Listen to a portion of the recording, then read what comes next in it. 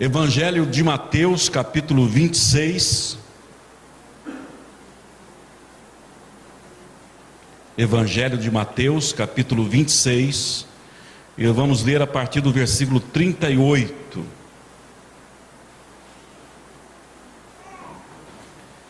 A palavra de Deus diz assim: Então lhes disse: a minha alma está cheia de tristeza até a morte. Ficai aqui e vigiai comigo.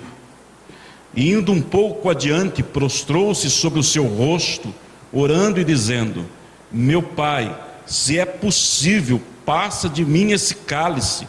Todavia, não seja como eu quero, mas como tu queres. E voltando para os seus discípulos, achou-os adormecidos e disse a Pedro: Então nem uma hora pudeste vigiar comigo? Vigiai e orai, para que não entreis em tentação. Na verdade, o espírito está pronto, mas a carne é fraca. E indo segunda vez, orou, dizendo: Meu Pai, se esse cálice não pode passar de mim sem eu o beber, faça-se a tua vontade. E voltando-se, achou-os outra vez adormecidos, porque os seus olhos estavam carregados. E deixando-os de novo, foi orar pela terceira vez, dizendo as mesmas palavras. Amém. Podemos assentar. Nós vamos falar nessa noite sobre a vontade de Deus.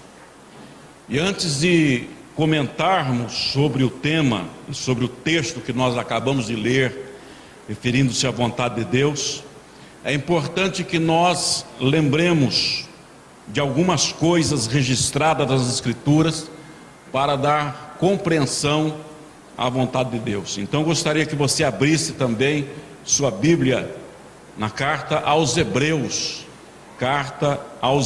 capítulo 2. Carta aos Hebreus, capítulo 2, versículos 17 a 18. Pelo que convinha que em tudo fosse semelhante aos irmãos, para ser misericordioso e fiel sumo sacerdote naquilo que é de Deus, para expiar os pecados do povo, porque naquilo que ele mesmo, sendo tentado, padeceu, pode socorrer aos que são tentados. Ainda na carta aos Hebreus, agora capítulo 4, versículo 15, a palavra de Deus diz assim: porque não temos sumo sacerdote que não possa compadecer-se das nossas fraquezas, antes foi ele tentado em todas as coisas à nossa semelhança, mas sem pecado. Por causa da necessidade de sermos salvos e também da necessidade que essa salvação pudesse ser juridicamente legal diante da justiça de Deus, Jesus Cristo precisou-se fazer-se homem. Jesus Cristo fez-se homem para que de fato, verdadeiramente, a salvação da humanidade pudesse ser juridicamente legal. Em Filipenses capítulo 2, a partir do versículo 5, a Bíblia diz assim: de sorte que haja em vós o mesmo sentimento que houve também em Cristo Jesus, que sendo em forma de Deus, não teve por usurpação ser igual a Deus, mas aniquilou-se a si mesmo, tomando a forma de servo, fazendo-se semelhante aos homens, e achado na forma de homem, humilhou-se a si mesmo, sendo obediente até a morte, e morte de cruz. E no Evangelho de João, capítulo 1, versos 14, a Bíblia diz assim: e o verbo, uma referência a Jesus, e o verbo se fez carne e habitou entre nós, e vimos a sua glória, como a glória do unigênito do Pai, cheio de graça e de verdade. O que nós então notamos é que o Senhor Jesus Cristo, embora sendo Deus, Ele se fez homem, se fez carne, para que, como eu disse a princípio, pudesse produzir uma salvação juridicamente legal. Entendendo então que Jesus Cristo verdadeiramente tomou a forma de homem, fazendo-se carne, agora sim vamos poder entender o texto que nós lemos no início. E nós lemos o capítulo 26 de Mateus, a partir do verso 38, eu começo relendo o versículo 41, onde Jesus diz assim: vigiai e orai para que não entreis em tentação. Na verdade, o espírito está pronto, mas a carne é fraca. Quando foi que isto ocorreu? Este episódio que nós aqui lemos é exatamente o episódio que já pregamos aqui em mensagens anteriores, quando nós demos o título da mensagem, o dia em que Jesus sentiu pavor. A Bíblia diz que lá no jardim, antecedendo o momento do seu julgamento e crucificação, ele entrou em pavor, entrou em aflição, em angústia de alma, e ali então ele orou 3 vezes a mesma oração. Ele repetiu por 3 vezes a mesma oração, e ele explica que a sua oração era uma oração porque de fato ele tinha se feito homem. E ali ele expõe então no verso que acabamos de ler, o 41, que o espírito está pronto, mas a carne é fraca. Eu creio que Jesus reproduziu esta oração por 3 vezes, por causa de 3 motivos. O primeiro motivo que fez Jesus Cristo orar a sua oração é para que nós de fato entendêssemos que naquele momento ele estava orando como homem, como alguém que tinha se feito homem. A segunda razão é de que porque evidentemente ninguém gosta de sofrer, e Jesus Cristo não era masoquista. Ele orou exatamente para que Deus pudesse libertá-lo daquele sofrimento que ele estava ali começando a passar e que iria piorar em muito. E nós já conhecemos a história. Jesus não era masoquista, estava realmente sentindo toda uma aflição de alma e sabia aquilo que iria passar. Por conta disso ele ora: Senhor, se for possível, passe de mim este cálice. E a terceira razão pela qual Jesus repete a mesma oração é que evidentemente fica-nos claro que não haveria outra maneira de sermos salvos sem que Jesus Cristo viesse a passar por todo o sofrimento pelo qual passou. E por essa razão a Bíblia é muito clara e taxativa em nos dizer em Atos, capítulo 4, versos 12: e em nenhum outro há salvação, porque também debaixo do céu nenhum outro nome há dado entre os homens pelo qual devamos ser salvos.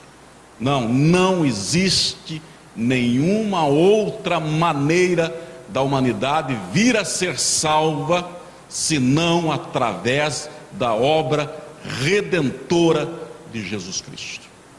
As 3 orações foram pedindo a Deus que o livrasse daquele momento. As 3 orações repetidas de Jesus teve um não de Deus. E a razão do porquê teve um não, repito, é porque é a única obra capaz de salvar a humanidade.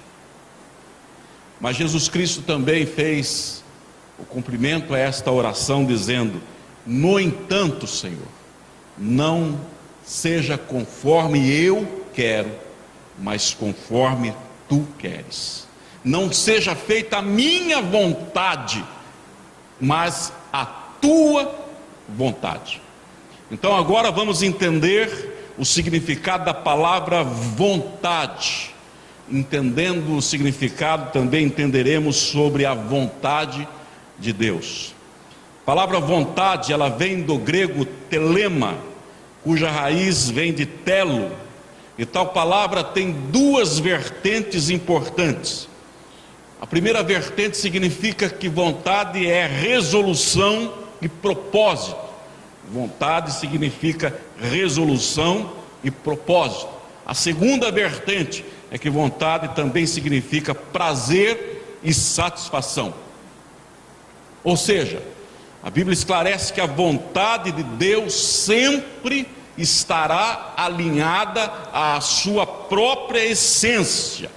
A vontade de Deus sempre estará alinhada à sua essência de amor, de justiça e de verdade.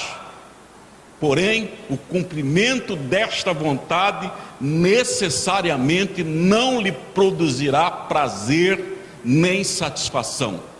Mas a vontade, independente de produzir em Deus satisfação e prazer, será sempre realizada conforme a sua essência. Por isso o significado de resolução e propósito. Com certeza absoluta, o Deus Pai não sentiu nenhum tipo de satisfação, nenhum tipo de prazer em não poder atender a oração do Filho Jesus Cristo. Evidente que Deus, o Pai, não sentiu nenhum prazer em cumprir ali o seu propósito, e o propósito de salvação passava pelo sofrimento e pela dor de Jesus Cristo. Por quê? Porque a Bíblia é-nos clara: Ele tomou sobre si o castigo que nos traz a paz. O castigo que era nosso por direito passou a ser colocado em Cristo. Essa era a resolução, o propósito salvador do Deus Todo-Poderoso. Então esta vontade, ela não produziu prazer nem satisfação, mas estava com certeza alinhada ao plano de salvação trazido pelo amor, pela verdade e pela justiça de Deus. Vamos falar agora um pouco sobre a vontade do homem, a vontade em relação à humanidade. A vontade humana sempre está relacionada com seus desejos. Os desejos do homem acabam sendo sinônimos da sua vontade. O homem sempre está desejando alguma coisa. Ele acorda, vive, dorme, sempre desejando alguma coisa.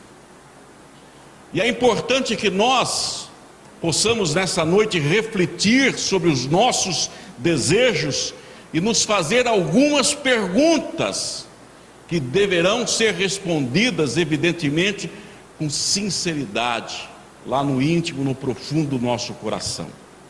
Nossos desejos são legítimos? Nossa vontade é legítima? Aquilo que nós queremos e desejamos na vida verdadeiramente é produto de um genuíno amor? Nossos desejos e vontades, no geral, vêm de nossa alma. No entanto, nossa alma nem sempre deseja as coisas de forma correta. Existem 4 coisas que alimentam vontades: uma correta e 3 equivocadas. Uma é do convencimento hipnótico gerado pelos meios de comunicação, pelo marketing, pelas circunstâncias que nós estamos vivendo ou pelo meio em que nós fomos gerados. O meio produz em nós desejos e vontades. A mídia reforça em nós esses desejos e vontades. Então é muito comum as pessoas terem ansiedade constante no coração e na vida em obter coisas. E no geral estas coisas estão fundamentadas no marketing que a sociedade produz. Nunca houve tanto consumo, por exemplo, de celulares. Nunca houve tanto consumo de produtos de informática. E por que há esse consumo? Muitas vezes não é necessariamente por causa do uso em si, mas por causa do marketing. Você fala num celular, seja ele de qualquer tipo, de qualquer marca, no entanto você troca de celular à torta e à direita. Por quê? Porque você tem desejo de trocar um celular. Da onde veio esse desejo? Do marketing, do momento que você vive. Esse desejo, essa ansiedade, essa vontade, portanto, necessariamente não vem de uma fonte correta. O homem então vai tendo sedes e sedes, fomes e fomes de coisas materiais. Nós somos facilmente convencidos de que verdadeiramente precisamos de determinada coisa. Nós transformamos coisas supérfluas em coisas necessárias. Vamos trocando o significado das palavras, e em vez de dizer eu gostaria de ter isso, nós dizemos eu preciso ter isso. Eu preciso trocar de carro, eu preciso trocar de sapato, eu preciso trocar de celular. O homem então vai sendo alimentado em suas vontades e começa a dar prioridade no seu coração a estas vontades. E cada vez que essas vontades não são satisfeitas, o que ocorre com o ser humano? Dor e sofrimento. Com certeza, dor e sofrimentos desnecessários, ansiedades desnecessárias. O homem vive debaixo de uma ansiedade terrível. Agora existe já no Código das Doenças o transtorno da ansiedade. Nunca houve essa doença, ela é moderna. Por quê? Porque as pessoas desenvolvem ansiedades, e ansiedades são desenvolvidas a partir de desejos. E se você parar para refletir, a grande maioria dos teus desejos não são desejos oriundos de uma fonte correta, e nem tampouco são realmente necessidades na sua vida. A segunda coisa que alimenta desejos é o engodo e o engano da identificação de nossas carências. Identificamos erradamente nossas carências e por isso substituímos igualmente de forma errada. Dizemos à nossa alma: ó minha alma, come, bebe e folga. Porém, não percebemos que nossa alma, na verdade, tem muita fome, é de Deus. O ser humano tem fome real e legítima de Deus. No entanto, ele imagina que a fome ou a existência desse vazio é de alguém, é de uma determinada pessoa, ou é de alguma coisa que não possui. Engodado pela sua própria concupiscência, engodado pelos seus próprios enganos, ele realmente não percebe que a sua carência é do eterno, a sua carência é de Deus. E como nós já informamos aqui, falamos em outras mensagens, a partir daí, então as pessoas vão trazendo palavras de eternidade que só poderiam evidentemente ter significado em relação ao eterno, a Deus, traz e transforma essas palavras para o cotidiano. É alguém que diz para outra pessoa: te amarei eternamente. É alguém que pega o time de futebol e fala: esse aqui é o soberano, esse é o todo-poderoso. Ou seja, transforma o trivial, projetando a sua fome por eternidade. Não, nada é todo-poderoso, Deus é todo-poderoso. Nada é soberano, Deus é soberano. Não amamos ninguém eternamente. O amor eterno está na presença e no coração de Deus. A terceira fonte que alimenta também desejos e vontades é a parcialidade ou distorção do conhecimento sobre a vida e da palavra de Deus. As pessoas conhecem parcialmente o que é a vida, e no geral a mente está sempre muito focada para o tempo terreno, que evidentemente não faz sequer o mínimo de porcentagem em relação à nossa real vida, que é eterna. Imaginamos que a nossa vida na prática se refere simplesmente à vida física, mas ela é eterna. E aí há uma distorção brutal na palavra de Deus, e aí utilizamos Deus para responder nossas orações no plano horizontal, e nós nos esquecemos de fazer uma oração no plano vertical. Todo e qualquer espaço com Deus é para pedir e pedir e pedir coisas no plano horizontal, quase nunca no plano vertical. Pede-se para Deus matar as supostas fomes e sedes oriundas de coisas e de pessoas passageiras, mas não se pede para Deus matar a fome nem a sede oriunda do eterno. E aí se utiliza e distorce, tiram versículos do contexto para dizer que é da vontade dele que ele faça isso e aquilo, porque afinal está escrito. Mas em que contexto?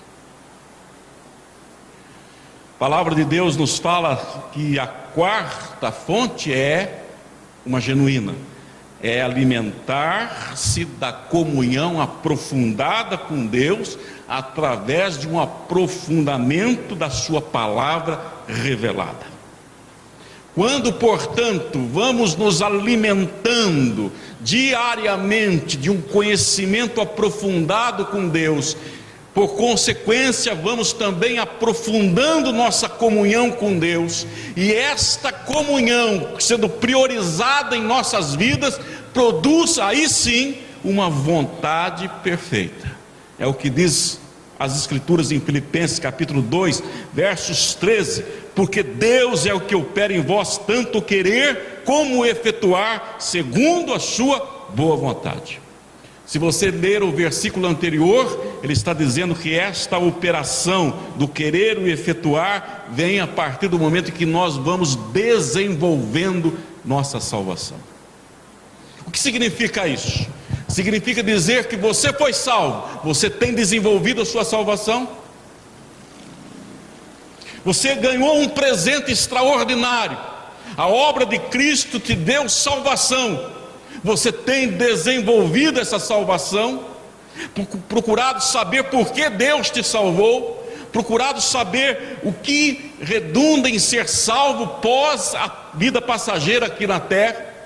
Deus não nos salvou para vivermos nessa terra, Deus nos salvou para vivermos a eternidade. Estamos preocupados com a eternidade ou estamos preocupados que a salvação funcione no plano meramente horizontal?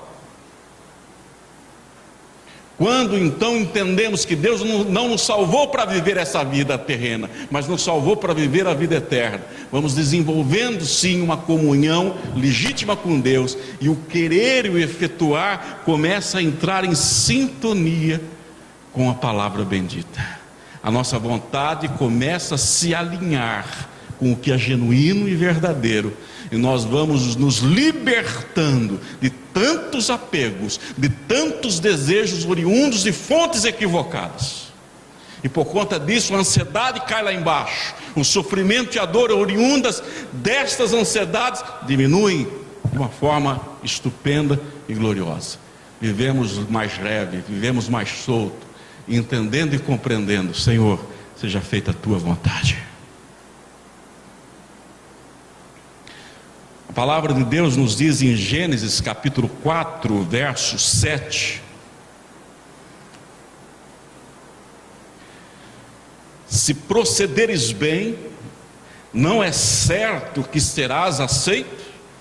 Se todavia, presta atenção, vou ler agora conforme está aí na sua tradução: se todavia procederes mal, eis que o pecado jaz à porta, o seu desejo será contra ti, mas a ti cumpre dominá-lo, ou seja, governá-lo. Esse versículo, nas traduções brasileiras, foi completamente desviado do seu propósito, porque o versículo no original hebraico diz exatamente isto: se procederes bem, não é certo que serás aceito. Se todavia procederes bem, não mal, se todavia procederes bem, eis que o pecado jazerá à tua porta. O desejo será contra ti, mas você vai dominá-lo. O que a Bíblia está aqui nos dizendo? Está nos dizendo o seguinte: pecado é erro de alvo. O pecado jazerá à porta. Jazer significa morrer, ser enterrado. Por isso que nos túmulos está lá sempre muito facilmente escrito: aqui jaz fulano de tal. Então jazer significa morrer, ser enterrado. A Bíblia está dizendo que o pecado, ele vai morrer à porta, ele não vai conseguir entrar na nossa vida. Pecado, erro de alvo. O erro de alvo não entrará. Por quê? Porque em procedendo bem, ou seja, desenvolvendo a salvação, nós com certeza faremos com que os nossos desejos se submetam à bendita palavra de Deus. Uma vez que os nossos desejos não são submetidos à palavra de Deus, o erro de alvo entra na nossa vida. Quantas e quantas coisas erradas você fez na vida? Por quê? Porque você teve desejos e não dominou os desejos. Toda vez que um desejo equivocado não é dominado, você comete erros. Quantas e quantas pessoas, evidente, não são todas, aquilo que eu vou dizer agora, quantas e quantas pessoas estão endividadas, não conseguem pagar as contas. Por quê? Porque simplesmente não dominaram seus desejos de ter, e vão gastando além dos limites. Quantas e quantas pessoas se pervertem em relações sexuais de toda qualquer forma, porque simplesmente não conseguem dominar seus desejos. Ou seja, vão errando o alvo, porque não tem domínio. E por que não tem domínio? Porque procedem dando lugar a uma alimentação equivocada dos seus desejos. Foi isso que Deus disse a Caim: olha, você matou Abel porque você teve um desejo equivocado. Você sentiu vontade de matar porque você alimentou egoísmo e ambição na sua vida. Por que Caim matou Abel? Porque ele teve desejo de matá-lo. Mas da onde veio o seu desejo? Da inveja do irmão. E da onde vem a inveja? De querer ter o que o outro não, o que o outro tem. E por que as pessoas querem ter o que os outros têm? Porque evidentemente estão alimentando desejos egocêntricos, egoístas. Foi isso que Deus explicou, portanto, para Caim. A grande maioria dos sofrimentos, essa maioria é acarretada pelos desejos oriundos, conforme nós vimos, dessa condição hipnótica que ora nós vivemos nessa sociedade que se tornou extremamente virtualizada. Os desejos vêm pela falta de identificação correta da nossa maior carência, que é de Deus, e vamos então substituindo essa carência com tantas outras coisas. Isso significa, portanto, que o homem traz para a sua própria vida, à medida que os seus desejos são erradamente satisfeitos, ou muitas e muitas vezes não satisfeitos porque não pôde fazê-lo, o homem tem trazido para si dores, ansiedades e sofrimentos. A angústia pelo vazio nunca pode ser preenchido, porque a alma precisa de Deus. A palavra de Deus nos diz em 1 Timóteo capítulo 6, versos 10: porque o amor ao dinheiro é a raiz de toda espécie de males, e nessa cobiça alguns se desviaram da fé e se transpassaram a si mesmo com muitas dores. E aí Paulo vai falando a Timóteo várias coisas, até que vem o verso 15, aí diz assim: a qual a seu tempo mostrará o bem-aventurado e único poderoso Senhor, Rei dos reis e Senhor dos senhores, aquele que tem ele só a imortalidade e habita na luz inacessível, a quem nenhum dos homens viu nem pôde ver, ao qual seja honra e poder sempiterno. Amém. Manda aos ricos desse mundo que não sejam altivos, nem ponham a esperança nas incertezas das riquezas, mas sim em Deus, que abundantemente nos dá as coisas para delas gozarmos. Que façam o bem, enriqueçam em suas boas obras, repartam de boa mente e sejam comunicáveis. O que nós encontramos nesse texto?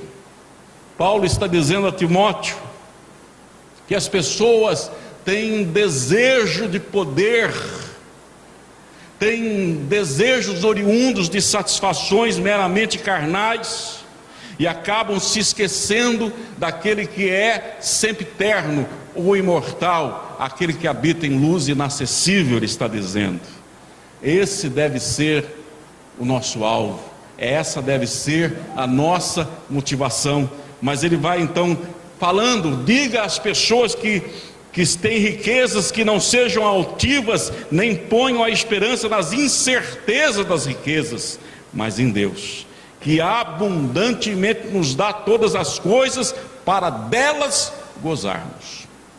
Quando algo é dado por Deus, é para que nós desta coisa ou destas coisas desfrutemos.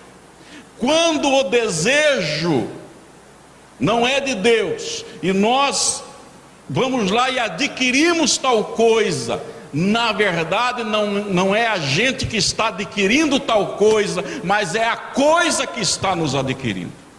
Ou seja, o problema não é as pessoas terem dinheiro, o problema é o dinheiro terem as pessoas.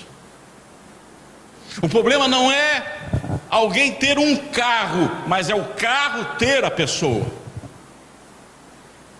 A grande esmagadora maioria das pessoas são controladas por aquilo que têm, e portanto não gozam e não desfrutam, porque estão presas. Tem pessoas, por exemplo, tão apegadas, agarradas aos seus carros, que simplesmente evitam dar carona, evitam transportar pessoas. Por quê? Porque há um apego exagerado. Tem pessoa que não consegue emprestar absolutamente nada, porque aquilo já faz parte dela, já tomou posse dela. É isso que Paulo está aqui dizendo dos desejos. Os desejos vindo de fontes equivocadas geram o quê? Um desvio da fé. Ele usa aqui esse termo: desviaram da fé e se transpassaram a si mesmo com muitas dores. Veja que Paulo está dizendo: quando alguém desvia-se da fé, transpassa-se, gera em si mesmo muitas dores, começa a sofrer de uma maneira exagerada. A dor cresce e aumenta porque houve um desvio da fé. Essa palavra desviar, lá do grego apoplanal, é a junção de duas palavras, apo mais planal. E é importante entendermos o significado. A palavra Apô significa separação de uma parte do todo, quando de um todo alguma parte é tomada. E a palavra planal significa fazer algo ou alguém se desviar, desviar-se do caminho reto. O que a palavra de Deus está dizendo é o seguinte: vamos imaginar uma fonte gerando um rio em direção reta. Esse rio tem um alvo, é em direção reta, mas no meio do caminho encontra-se um obstáculo, e aquele rio que tinha uma linha reta se divide em dois. A segunda parte desse rio que se dividiu começa a encontrar águas sujas e vai se poluindo no desvio, ou seja, contém uma parte do todo, mas não tem um todo. A vontade humana, se desligada de uma forma definitiva de Deus, pode até ter algo de Deus. Quem não quer ser feliz? Todos querem ser felizes. É da vontade de Deus que sejamos felizes. Então pensamos, bom, então se eu realizar esse desejo, e esse desejo vai me fazer feliz, significa que é da vontade de Deus? Não, isso é um sofisma. Você tem uma parte do todo, mas o todo foi desviado. Deus quer te fazer feliz, mas não é através desse desvio. E aí você então, ao conseguir tal coisa, ou em não tendo tal coisa, traz para você dores e sofrimentos terríveis, os quais você não precisaria sofrer. Por que você sofre? Pare para pensar em que você está sofrendo. Descubra e veja se não houve aí um desvio da soberana vontade de Deus. Então, o que nós encontramos, retornando ao texto inicial, Jesus orou por 3 vezes: Senhor, se for possível, passe de mim esse cálice. E ele explica: a minha carne não quer passar por isto. O meu ser físico não quer passar por esse processo. No entanto, meu Deus, seja feita a tua vontade. Eu não vou me desviar do teu propósito, porque o teu propósito me levará ao que realmente é importante. O desvio do teu propósito vai me desviar da dor desse momento, mas me levará a uma dor ainda maior. Não seja feita a minha vontade, mas a tua. A vontade de Deus, amados, podemos não entendê-la, podemos não compreendê-la por completo, mas estejamos absolutamente certos e convictos: a vontade de Deus vem da fonte do seu coração. A vontade de Deus vem do seu amor. Deus não se desvia por circunstâncias. Deus não desvia-se por equívocos. Deus sabe exatamente o que faz e por que faz. Entendermos e nos aprofundarmos em conhecer esse coração vai fazer com que ocorra algo maravilhoso em nós. Oraremos sempre tal como Jesus o fez: minha carne não quer, Senhor, se possível, passe esse cálice, mas não seja conforme eu quero, mas como tu queres. O quanto estamos dispostos a ter Deus como governador da nossa vida. Se tivermos dispostos, então oremos aquela frase que está no Pai Nosso: venha a nós o vosso reino. Reino quer dizer governo. Venha a nós o vosso reino, seja feita a vossa vontade, assim na terra como no céu. Mas se queremos que a nossa vontade prevaleça, tenhamos a coragem para dizer: Deus, não te quero como Senhor da minha vida, eu quero ser o Senhor da minha vida. Seja feito conforme eu quero, não como tu queres. Foi isso que Adão escolheu.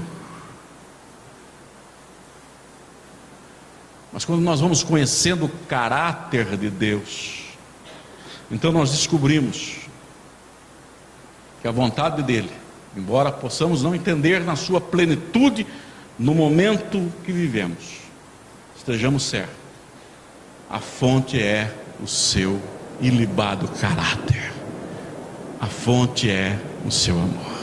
Senhor, eu não entendo, eu não compreendo, mas eu compreendo uma coisa: tu és um Deus de caráter.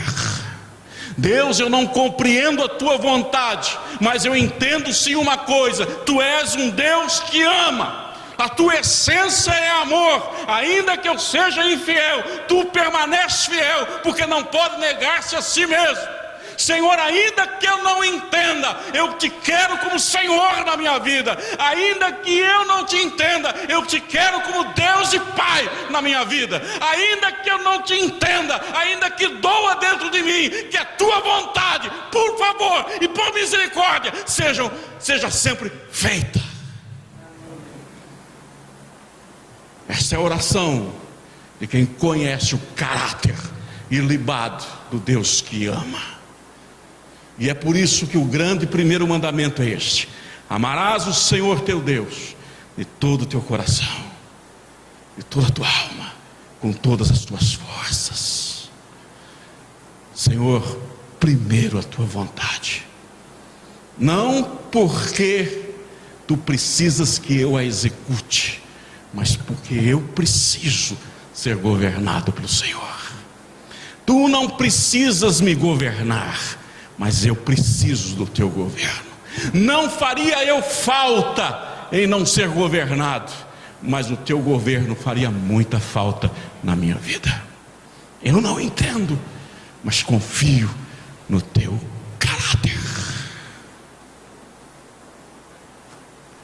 Filipenses 1 Coríntios 15:19 primeiro. Se a nossa esperança em Cristo se limita apenas a esta vida, somos os mais infelizes de todos os homens.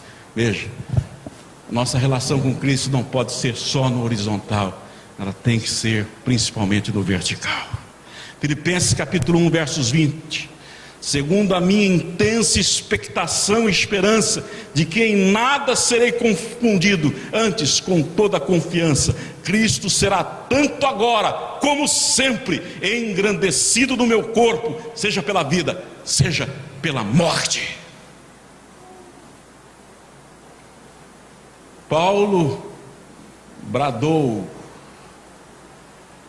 num momento de adoração suprema: segundo a minha intensa expectação e esperança, segundo a minha clareza da tua vontade, em nada serei confundido, antes com toda confiança, tu, Cristo, serás tanto agora como sempre engrandecido no meu corpo, seja pela vida, seja pela morte. Senhor, não o que eu quero, mas o que tu queres. Feche seus olhos.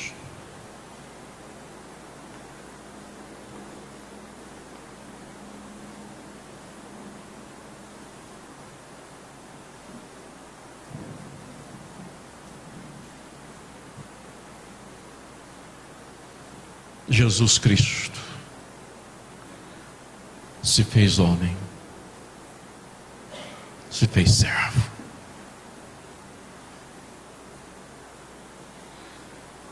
passou por uma gama enorme de dores e sofrimentos, coisas terríveis, inimagináveis por qualquer mente humana. Jesus suportou no universo físico, no universo da alma.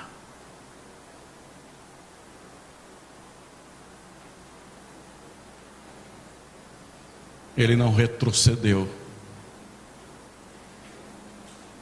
Embora pediu, embora tenha pedido, se possível, passe de mim esse cálice. Ele detectou no seu coração a voz de Deus. Não é possível, filho. Se você quer salvar essa humanidade caída, não é possível passar esse cálice. Se você abrires mão de salvar esta humanidade, retome a tua divindade agora e não tome desse cálice. Não tem jeito dela ser salva de outra maneira, Senhor. Não tem jeito. Então, meu Pai, seja feito conforme Tu queres. Eu não abro mão de salvar esta humanidade. Eu quero salvar.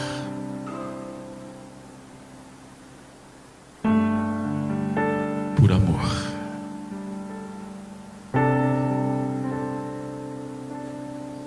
Ele não retrocedeu. Manteve-se firme. Seu alicerce, seu amor e seu caráter.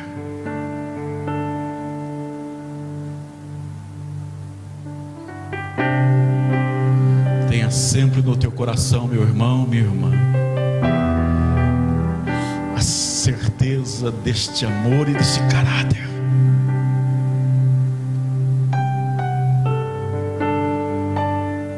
Não deixe essa certeza jamais se abalar.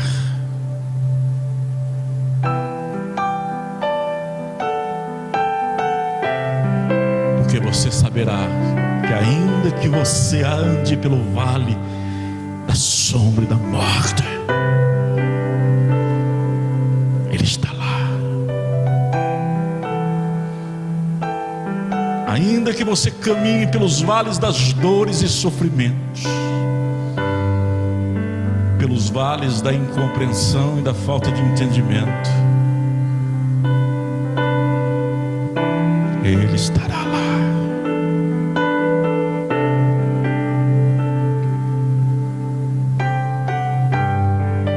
Se agarre.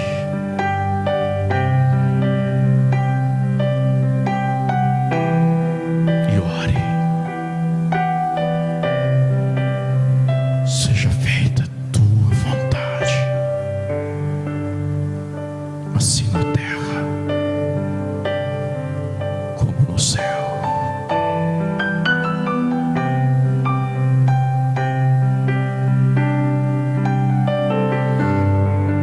E eu finalizo essa oração, Pai, trazendo do profundo do meu ser as mesmas palavras